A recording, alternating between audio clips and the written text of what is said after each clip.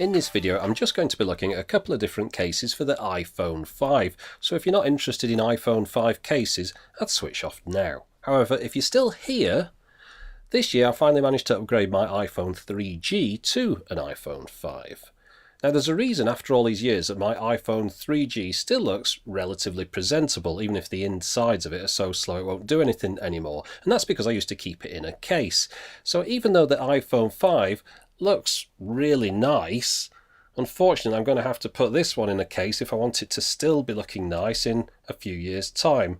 I believe it's rather prone to sort of chipping and dinting, and I've seen too many broken screens on iPhones on the train to risk having it caseless. Now I knew I'd get a new iPhone this year because it was about time, but strangely enough the people that make this case got in touch with me before the iPhone came out and asked if I wanted to test the cases for it. Now the case they sent me is the Superleggera Pro, and this is for a company called ACase in Taiwan. On the back it mentions it's a dual layer protection case. It's rather simple, obviously you got 3 steps there. So let's get it out of the box and put one on the phone and see how it looks. Of course the thing with the iPhone 5 is you want it to be as minimal as possible. You don't want to make the phone twice as thick by putting a case on it. And of course this is a rather simple one. It's just a case that goes on the back of the phone. It doesn't have any cover for the front or any screen protector or anything. This part here is sort of plastic. It's metallic on that side and not on the other. It's not very flexible. Now this is a sort of rubber inside bit. This is the shock protection. As you can see here, very flexible. And the way that you put the phone into the case is, first off, you put it inside the rubber part like this. Just make sure it locates all around the edges and it's nice and sort of snug and in the right position. You haven't twisted it around anywhere. And then once you've got that right, you just slide that into the hard plastic shell. And that's it. You're pretty much done. So that's what the case looks like. Let's just have a look around it. Well, you can see here we've covered up the volume buttons with rubber covers, but the mute switch is down a little hole there. It's kind of exposed, which is a bit weird really. I don't know why you'd have some exposed and some not. Now on the top here you've got the power button, again covered up with a rubber cover. You press it through that. It's almost like it's trying to be waterproof, but then again it kind of isn't, because if you look at the bottom here you've got a combination of flaps. So you've got this one in the middle that covers up the dock connector, and that plugs that up. That's supposed to stop dust and stuff getting into it maybe while it's in your pocket. And then this one, you can cover up the headphone socket. That's kind of a bit fiddly, that. I can imagine it sort of getting in the way every time you want to plug the headphones in. I suppose you could snip it off if you want.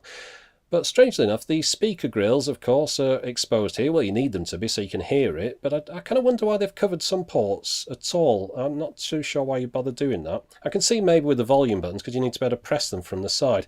Anyway, as you can see, it does offer some protection for the phone, because as you can make out from the side here, the glass is just slightly back from the rubber edge. So if you do drop the phone on any part of it like this, the phone doesn't actually touch the surface. Now, of course, if you were to hit something that was protruding upwards in the middle and it hits the glass, you're still pretty much stuffed, to be honest. But more often than not, you're going to drop it some other way. I mean, hopefully you won't drop the thing at all, but if you do, you've got more of a chance of not breaking it than you had with not having any case on at all. So that's a Superleggera Pro case. It's a rather minimalist case just for the back, but I do kind of understand why you might want a case on the back of the phone. Now, I actually prefer a full face kind of case, one that covers both sides. Now, this is a typical example. Yes, I'm using a fake iPhone 4 in this, but this is your normal kind of double-sided case with a big flappy down bit here. So when you're talking on it, it looks like you're talking on some sort of ancient flip phone. And it's really rather annoying, one of these flaps. They always seem to get in the way all the time when you're trying to use it. Now, I tried to get something that would cover both sides, so I've got this Tech21 case. This is an Impact Snap Case with cover. They do it with and without the cover, so I've got the one with the cover on it.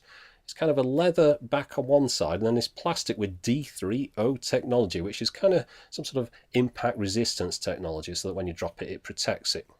I'll just get it out of the box. I think the packaging might be a bit too much because it's a nice hard plastic box, but once you get the phone case out you just end up throwing that away, which is a shame. But anyway, this is the case. As you can see there, you've got the D3O stuff, the hexagonal grid for the impact protection, a cutout for the camera, a soft side here which goes against the screen.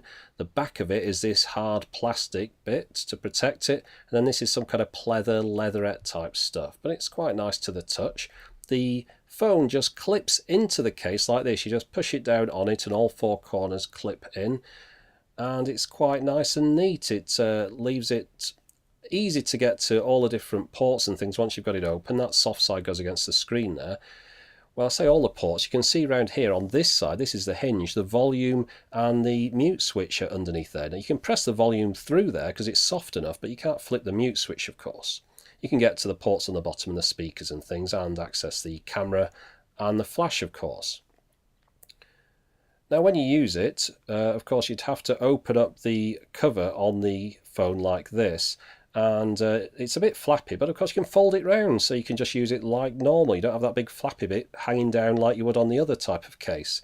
Now there is a bit of a disadvantage with this one. It could do with some kind of clasp or magnetic mechanism to hold it shut on there, because it unfortunately flaps open like this, and if you had it in your pocket you could maybe stick a sort of pen down there or something and scratch the screen.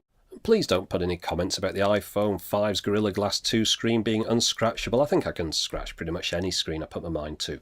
So there's a couple of cases. That's the Superleggera Pro from ACase that was sent to me for free. The Tech21 Impact Snap Case with a cover. I bought that one because I prefer a case that's double-sided. But of course those are just a drop in the ocean. There's a million cases out there, but that's just a couple of examples. So for the moment, thanks for watching.